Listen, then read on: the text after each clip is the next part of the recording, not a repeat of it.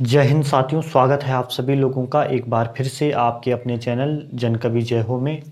दोस्तों, अभी के इस सेशन में हम लोग उत्तराखंड जीके को पढ़ने वाले हैं और उत्तराखंड जीके के अंदर जो टॉपिक हमने शुरू किया था वो था उत्तराखंड की नदियाँ।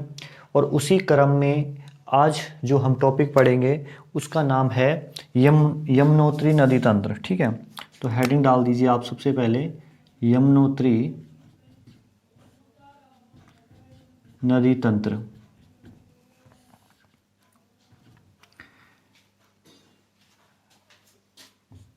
बंदरपूछ पर्वत के पास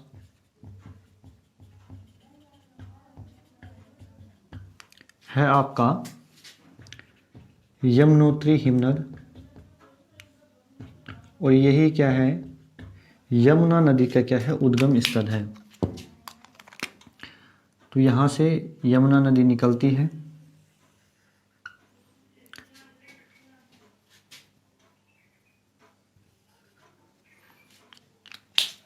सबसे पहले जो यमुना नदी की सहायक नदी है उसका नाम है ऋषिगंगा। कौन सी है? ऋषिगंगा। ऋषिगंगा के बाद यमुना नदी से मिलती है हनुमान गंगा। क्लियर है? उसके बाद एक और छोटी सी नदी जिसका नाम है कमलगाड़, वो यमुना से मिलती है। उसके बाद जो अगली सहायक नदी है वो है रिखगाड़। उसके बाद जो अगली सहायक नदी है यमुना की उसका नाम है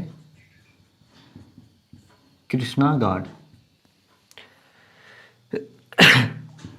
एक बात आप लोगों को ध्यान रखनी है, जो यमुना नदी है इसको पुराणों में क्या बोला गया है? कालिंदी नदी भी बोला गया है। ये आप लोगों को ध्यान रखनी है चीज़ें। उसकी कृष्णा घाट के बाद एक और नदी मिलती है यमुना नदी से जिसका नाम है आपका भद्री घाट। और भद्री घाट के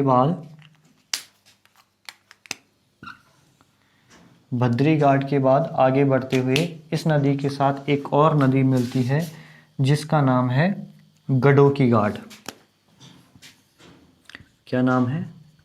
गडोकी घाट। और गडोकी घाट के बाद एक और सहायक नदी है यमुना की जिसका नाम है मुगरा घाट। मुगरा घाट। अब देखो, इसके आगे पड़ता है कालसी और यहाँ पे मिलती है इससे टोंस नदी। ठीक है, तो जो इतनी जगह नहीं है वाइट बोर्ड के ऊपर कि ये यहाँ पर बताया जा सके, तो इसको हम क्या करेंगे, नेक्स्ट पार्ट में देख लेंगे इसी में। ठीक है, तो सबसे पहले जितना अभी तक हुआ है उसको आप लोग देख लीजिए एक बार। जो यमुनोत्री हिमनद है वहाँ पर क्या है, बंदरपूछ पर्वत है, और वहाँ से किसका उद्गम होता है? आपका यमुना नदी का उद्गम होता है। सबसे पहले जो यमुना नदी की सहायक नदी है उसका नाम है ऋषिगंगा। ठीक है, उसके बाद कौन सी नदी मिलती है? हनुमान गंगा मिलती है। उसके बाद एक और गाड़ मिलती है जिसका नाम है कमला गाड़। ठीक है, उसके बाद कमल मत करना, इसको कमला करना। ठीक है, कमला गाड़ है। उसके बाद रिख गाड़ मिलती है। रिख गाड़ के बाद कृष्णा गाड़ मिलती है। कृष्णा गाड़ के बाद भद्री गाड़ मिलती है, और भद्री गाड़ के बाद गडोकी गाड़ मिलती है। ठीक है, और उसके बाद मिलती है मुगरा गाड़। इतना आप लोगों ने देख लिया। उसके बाद अब मैं इसको मिटा देता हूँ। आई होप आप लोगों को इतना समझ में आ गया होगा। ठीक है, तो अब आप लोग देखिए, अब कालसी, अब इसी के आगे हम यमुना नदी का जो प्रवाह है उसको जारी रखेंगे। अब इसमें इसकी एक प्रमुख सहायक नदी है टोंस। ठीक है, तो टोंस क्या है इसको आप लोग देख लीजिए ज़रा सा कि ये कहाँ से निकलती है, क्या क्या इसका अफवाह तंत्र है, तो वो आप लोग देख लीजिए।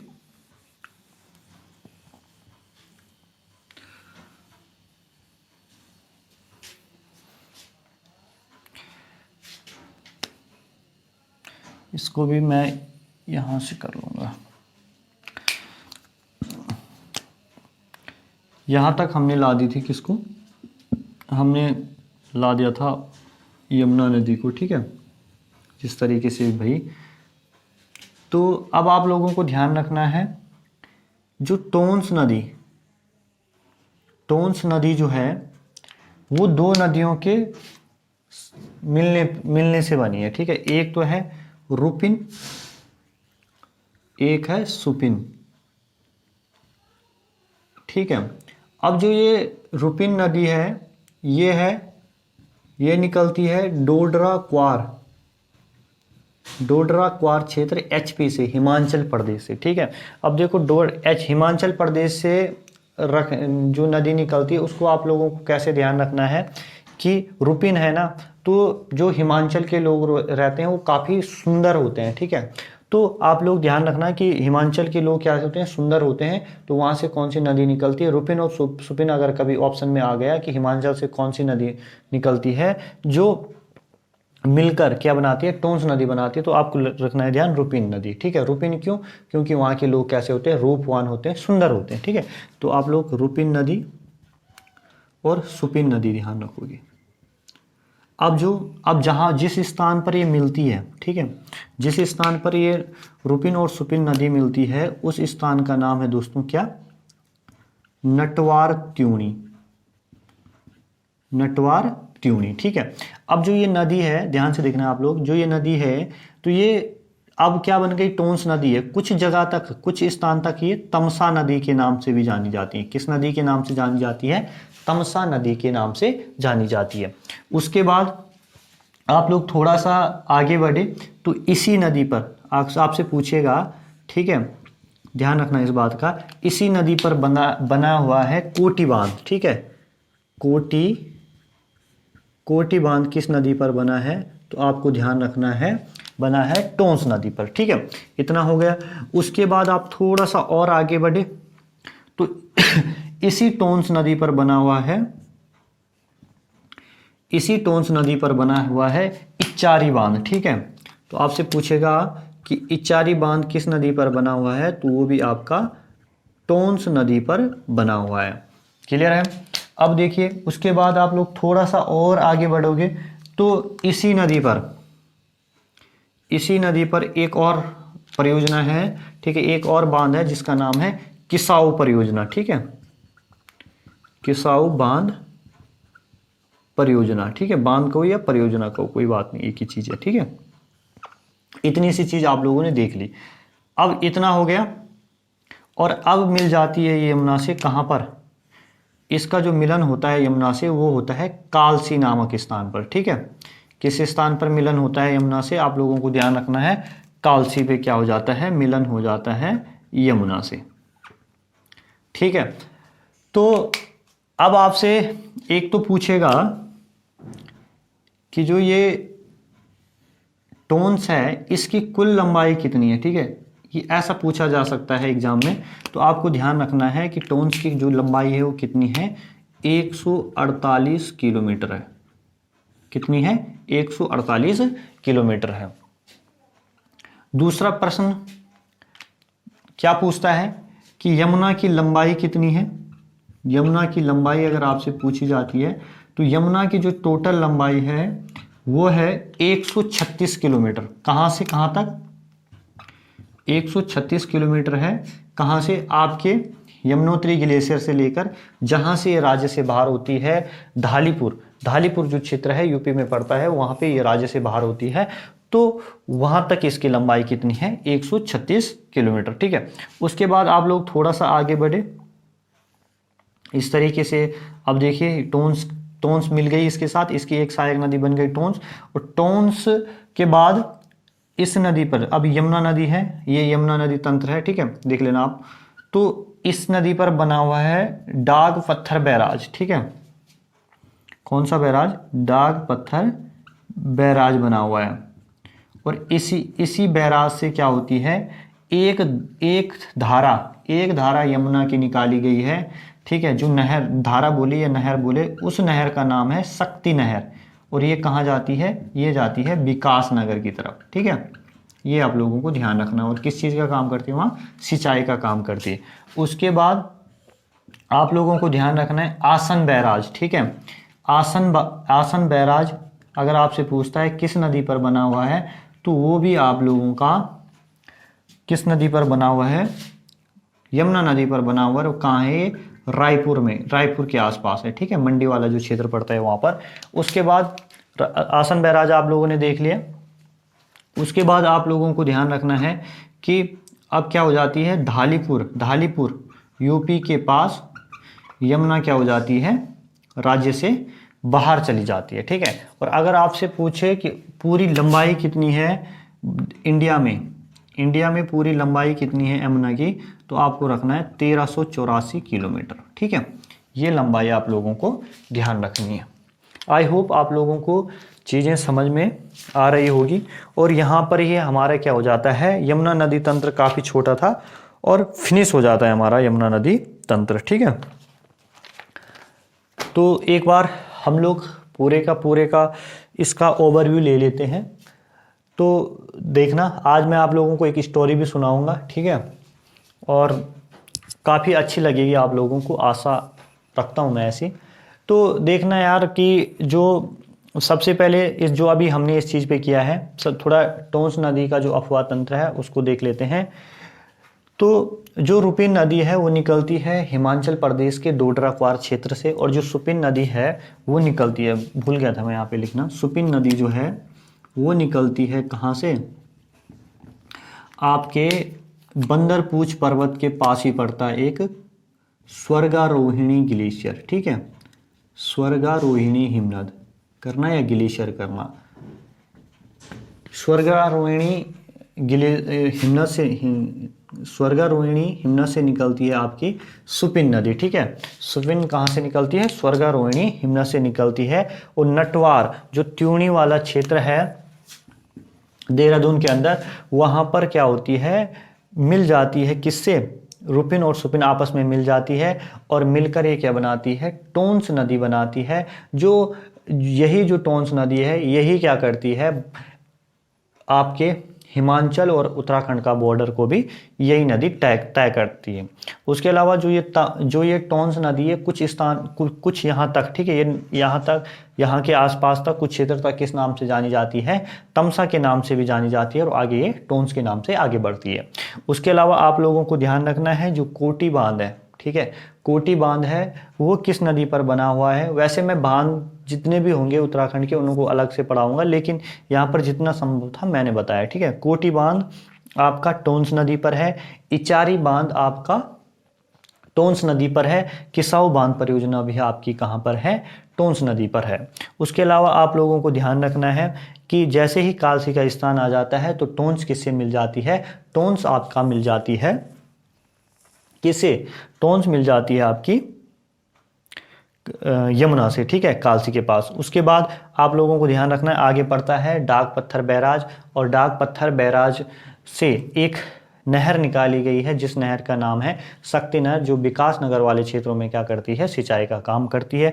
उसके बाद आसन बैराज है जो रायपुर के अंदर पड़ता है, और उसके बाद ढालीपुर जो क्षेत्र है वहाँ से यूपी में क्या हो जाती है, प्रवेश कर जाती है यमुना नदी। अब दूसरी प्रश्न 2-3 फैक्ट वाली चीज़ें हैं, देख लेना।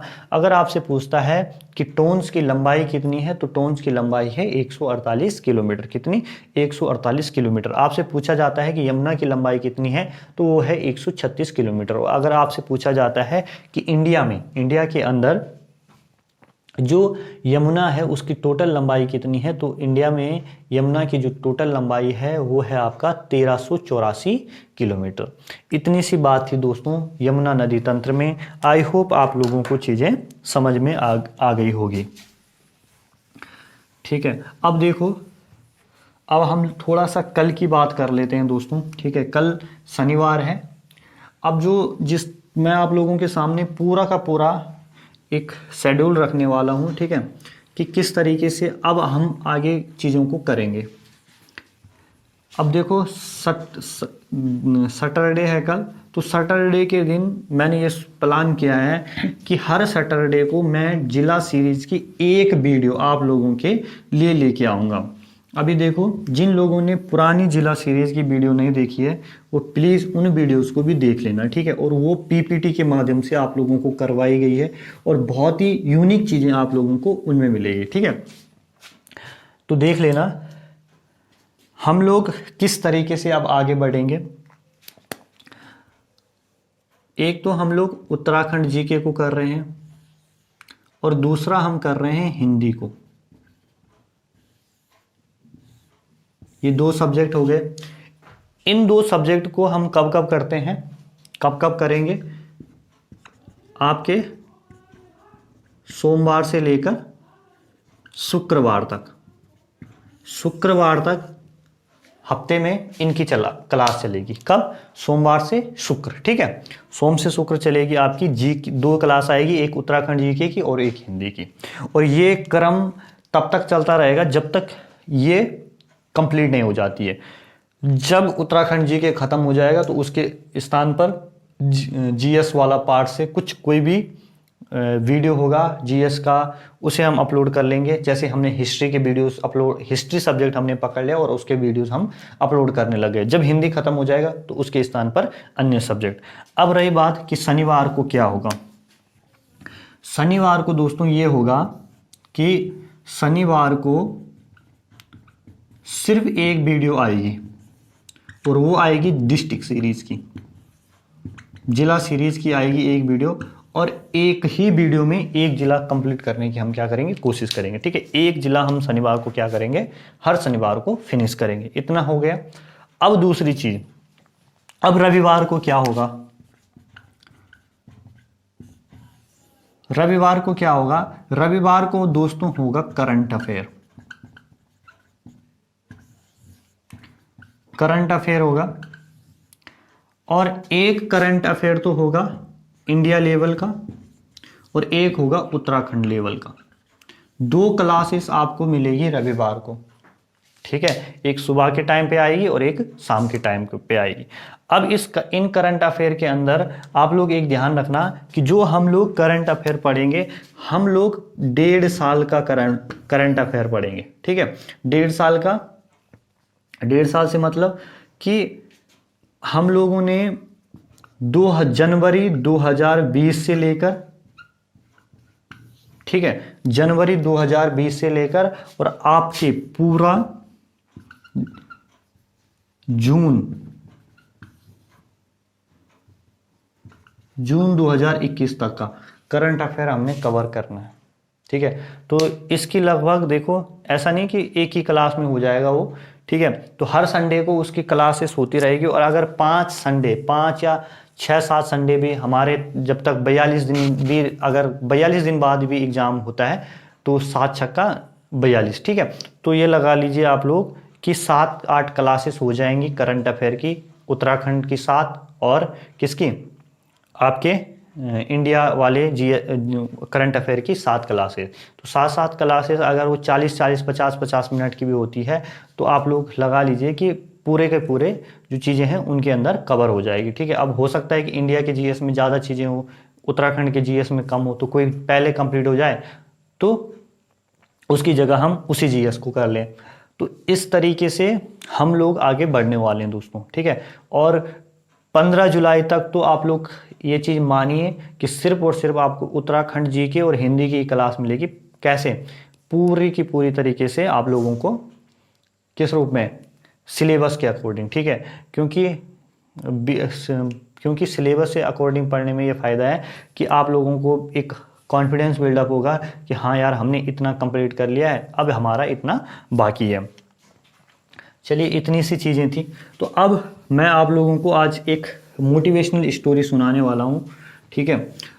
तो देखिए दोस्तों, आप सभी लोग अपने एग्ज़ाम की तैयारी कर रहे हैं और काफ़ी अच्छे से कर रहे होंगे। एक छोटी सी कहानी है। एक बार क्या होता है, एक बार अकाल पड़ जाता है, ठीक है। एक गांव में एक बार अकाल पड़ जाता है और जब उस गांव में अकाल पड़ता है तो एक आदमी उस गांव में रहता है, जो आदमी लगातार खेती करने की प्रैक्टिस कर रहा होता है।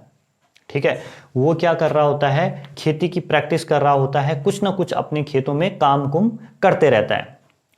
तो जितने भी उसके गांव वाले होते हैं तो वो सब उसका मजाक उड़ाते हैं कि यार ये आदमी दिमाग से पगला गया है, कि इसको पता नहीं कि अकाल पड़ा हुआ है, फिर भी ये आदमी अपने खेतों में दिन रात मेहनत कर रहा है। तो इसी क्रम में चीज़ें आगे चलती रहती है। तो एक दिन क्या आते हैं, एक दिन उन गांव वालों को भगवान इंद्र दर्शन दे देते हैं और बोलते हैं कि मैं तुम्हारी समस्या का समाधान कर सकता हूं। ठीक है, अब इंद्र तो थे ही चालू टाइप के आदमी, तो उन्होंने बोला कि मैं तुम्हें भगवान शिव के पास लेकर चलूंगा। किसके पास लेकर चलूंगा, भगवान शिव के पास लेकर चलूंगा। ठीक है, तो गांव वाले खुश हो गए कि अब क्या है, अब तो इंद्र भगवान ने दर्शन दे दिए, अब जल्दी से हमारी क्या हो जाएगा, समस्या का समाधान हो जाएगा। तो अब क्या करता है, लेकिन इंद्र क्या करता है, गांव वालों को तो ये दिखाता है यार कि मैं तुम्हारा भला चाहता हूं। ठीक है, लेकिन उससे पहले वो क्या होता है कि भगवान शिव के पास चले जाता है कि प्रभु आप 12 साल से पहले आप बारिश मत करवाना। ठीक है, और अब बारिश मत करवाना, तो अब क्या होता है, कर दी सेटिंग कर दी इंद्र ने, किससे, भगवान शिव से। अब ले जाता है इंद्र गांव वालों को। ठीक है, गांव वालों को ले जाता है, तो भगवान शिव से गांव वाले बोलते हैं कि प्रभु आप बारिश करवा दीजिए। ठीक है, अब बोलते हैं कि भगवान शिव बोलते हैं कि क्या बोलते हैं भगवान शिव, ये बात बोलते हैं कि बाबा कि बारिश तब होगी जब 12 साल बाद मैं डमरू बजाऊंगा। ठीक है, बारिश तब होगी जब मैं क्या करूंगा, 12 साल बाद डमरू बजाऊंगा। तो गांव वाले लौट आते हैं अपने अपने घरों में, जो भी उनके काम होते हैं करने लग जाते हैं। लेकिन जो किसान था, ठीक है, अब वो इस बात को सुनने के बाद भी, ठीक है, इस बात को भी सुनने के बाद भी अपने खेतों में काम कर रहा होता है। ठीक है, अब जब वो काम कर रहा होता है तो अब उसके पास नारायण जी आते हैं, नारद जी, नारायण तो भगवान विष्णु है, नारद जी आते हैं कि किसी वेश बदल कर आते हैं और बोलते हैं कि यार एक बात बताओ, तुमने गांव वालों को तो जैसे कैसे बोला होगा, पूरे गांव तुमको पागल समझता है कि ये आदमी देखो यार कैसा आदमी है जो लगा हुआ है। ठीक है, लेकिन तुम हो कि तुम मेरे को बताओ कि तुम क्यों लगे हो।